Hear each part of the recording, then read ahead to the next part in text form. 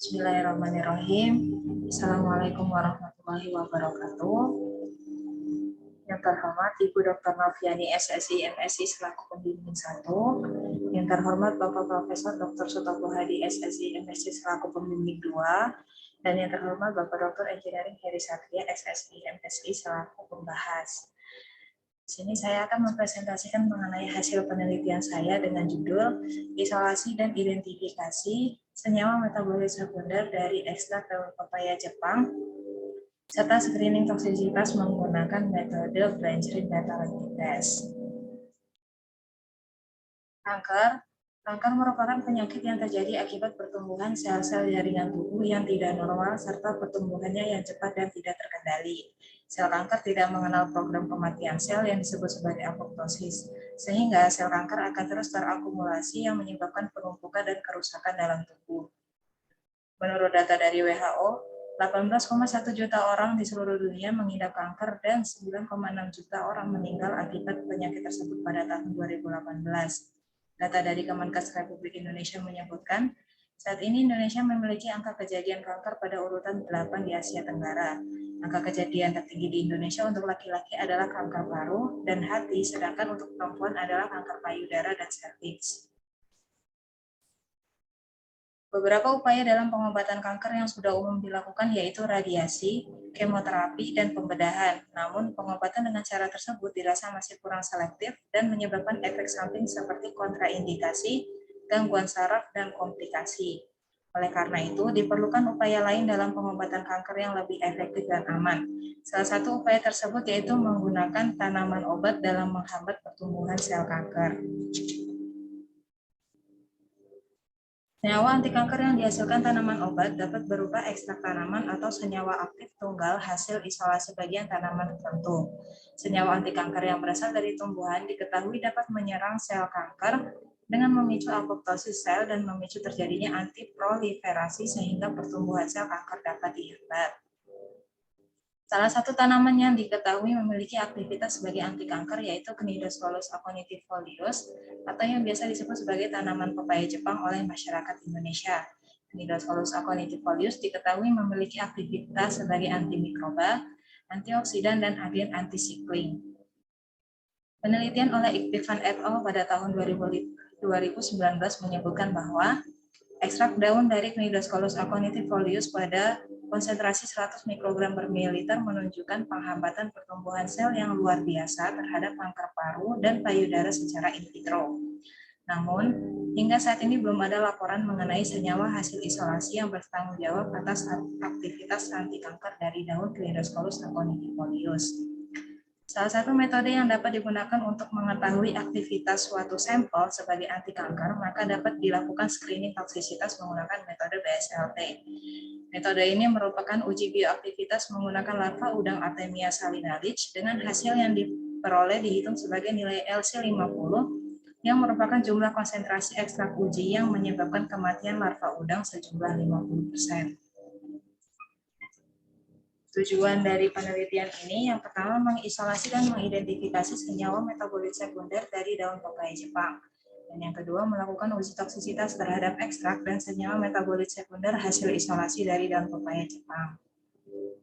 Selanjutnya manfaat dari penelitian ini, yang pertama memberikan informasi mengenai jenis dari senyawa metabolit sekunder dari daun pepaya Jepang. Dan yang kedua, memberikan informasi awal mengenai toksisitas dan potensi senyawa metabolit sekunder dari daun pepaya Jepang sebagai anti kanker. Selanjutnya, metode penelitian. Penelitian ini telah dilaksanakan dari bulan Januari hingga September 2021 di Laboratorium Organik Jurusan Kimia Fakultas MIPA Universitas Lampung. Determinasi tanaman dilakukan di Herbarium Bogorians Botanica Research Center Biologi LIPI Bogor. Untuk spektroskopi NMR dilakukan di LIPI Serpong, Tangerang Selatan. Dan BSLT dilakukan di Laboratorium Kimia Organik Jurusan Kimia Fakultas MIPA Universitas Lampung. Tools and material. Daun Cnidoscolus aconitifolius diperoleh pada bulan Oktober 2020 di Desa Adirejo, Kecamatan Pekalongan, Kabupaten Lampung Timur, Provinsi Lampung. Dan untuk alat dan bahan dapat dilihat di slide. Untuk prosedur yang pertama yaitu preparasi, daun segar dari Cnidoscholus aconitifolius dikumpulkan dan dicuci dengan air, kemudian dikeringkan dalam suhu ruang selama 7-10 hari. Setelah itu, daun digiling dan diperoleh serbuk halus. Selanjutnya, serbuk halus dari Cnidoscholus aconitifolius dikeringkan dan diekstraksi dengan maserasi menggunakan metanol dengan suhu ruang selama 24 jam dengan 3 kali pengulangan, kemudian disaring, dan ekstrak yang diperoleh diuapkan dengan rotary evaporator pada suhu 40 derajat Celcius. Kemudian akan diperoleh ekstrak kasar dari Cnidoscholus aconitifolius. Selanjutnya ekstraksi dengan beberapa eluen. Ekstrak dari daun pepaya Jepang diekstraksi menggunakan N-heksan dan akan diperoleh fraksi N-heksan dan fraksi metanol. Fraksi N-heksan dievaporasi dan akan diperoleh ekstrak N-heksan. Untuk fraksi metanol akan disuspensi dengan air dan akan diekstraksi dengan etil asetat sehingga akan diperoleh fraksi metanol air dan fraksi etil asetat. Selanjutnya untuk screening fitokimia dilakukan kepada 5 senyawa metabolit sekunder yaitu saponin, alkaloid, fenolik, flavonoid, dan steroid atau terpenoid. Untuk prosedurnya dapat dilihat pada slide.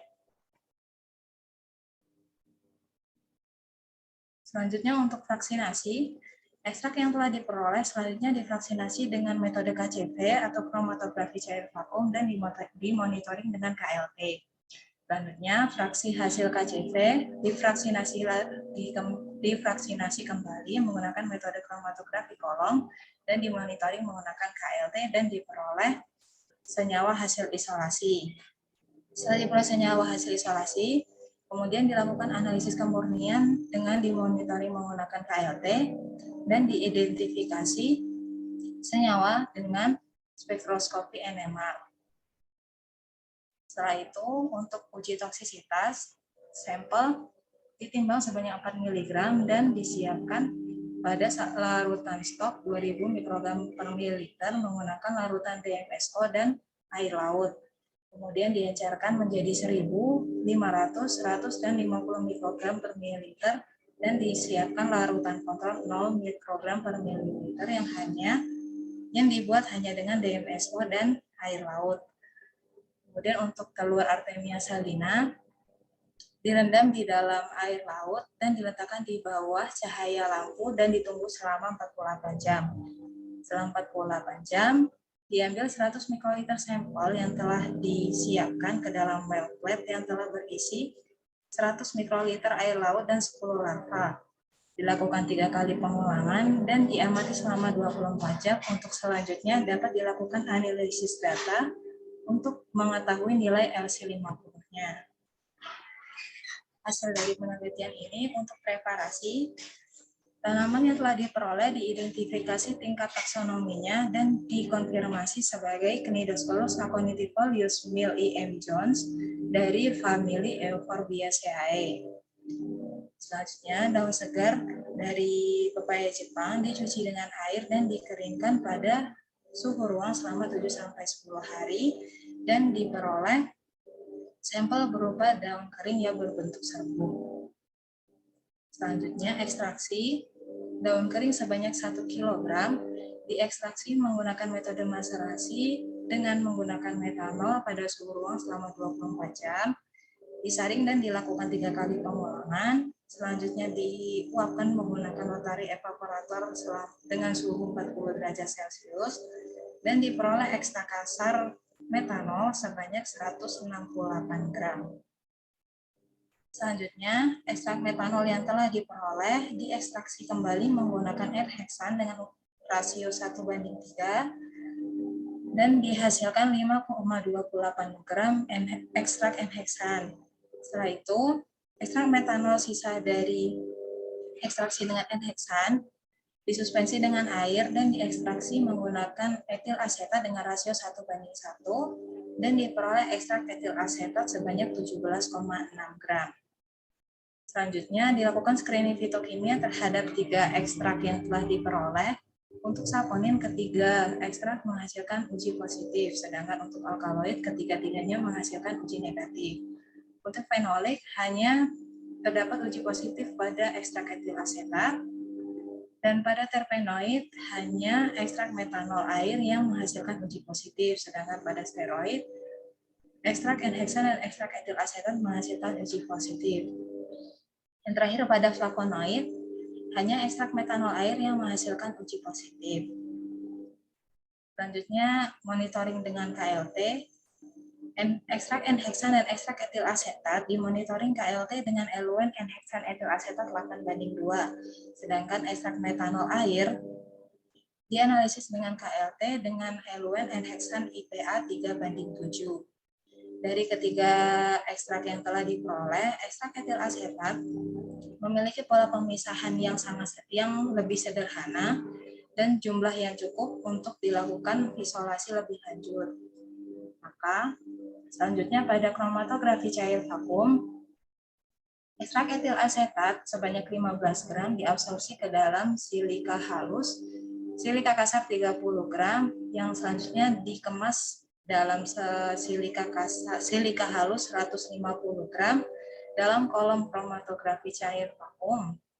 Selanjutnya, untuk pelarut yang digunakan pelarut dengan kepolaran paling rendah ke polaran paling tinggi dengan perbandingan N-heksan etil asetat 100:0 sampai ke N-heksan etil asetat 50:50. Kemudian diperoleh 32 fraksi hasil kromatografi cair vakum yang selanjutnya di KLT dengan eluen N-heksan etil asetat 8:2. Selanjutnya, diperoleh pola-pola pemisahan dari hasil KLT dari ke-32 fraksi yang diperoleh yang memiliki pola pemisahan sama, selanjutnya digabungkan dan diperoleh 12 fraksi gabungan hasil kromatografi cair vakum. Untuk selanjutnya dilakukan kromatografi kolom. Semua fraksi hasil KCV dilakukan masing-masing kromatografi kolom menggunakan pelarut yang sesuai dengan diantaranya pelarut yang digunakan yaitu N-heksan, DCM, dan etil asetat dengan rasio yang sesuai. Namun, untuk Fe1 tidak dilakukan kolom kromatografi karena jumlahnya yang terlampau sedikit. Selanjutnya, dihasilkan fraksi yang cukup banyak dari kolom kromatografi ke 11 fraksi dan diperoleh 2 senyawa murni dari kolom kromatografi Fe3 dan Fe7. Untuk hasil dari kolom kromatografi Fe7 diperoleh kristal orange berbentuk jarum yang larut dalam kloroform, aseton, etil asetat, dan metanol dengan berat 2,1 gram dan diberi nama NV24. Hasil KLT dari NV24 ditunjukkan pada gambar yang menunjukkan bahwa senyawa ini sudah murni karena tidak ada pengotor lagi. Selanjutnya, diperoleh senyawa murni lagi pada kolom kromatografi Fe3, yaitu diperoleh kristal putih yang larut dalam N-heksan, kloroform, DCM, dan aseton dengan berat 1,5 gram yang diberi nama NV25. Selanjutnya dilakukan monitoring KLT dengan eluen N-heksan aseton 8:2. Selanjutnya, kedua senyawa tersebut diidentifikasi menggunakan spektroskopi NMR. Hasil dari spektroskopi NMR untuk NV24 menunjukkan data integritas khas sebagai berikut, di mana masih terdapat banyak pengotor pada NV24, sehingga tidak dapat dilakukan analisis lebih lanjut kepada senyawa NV24. Namun untuk senyawa NV25 diperoleh data yang cukup baik dan dilakukan kecocokan data dengan beberapa senyawa yang telah diperoleh dan diperoleh 2 senyawa yang memiliki kemiripan yang sama seperti NV25, yaitu tetrametil eicosahydrophysane 3-ol yang diperoleh oleh Cyril Olutayu et al. 2020 dan alpha-amirin yang diperoleh oleh Suk dan Sebian 2018.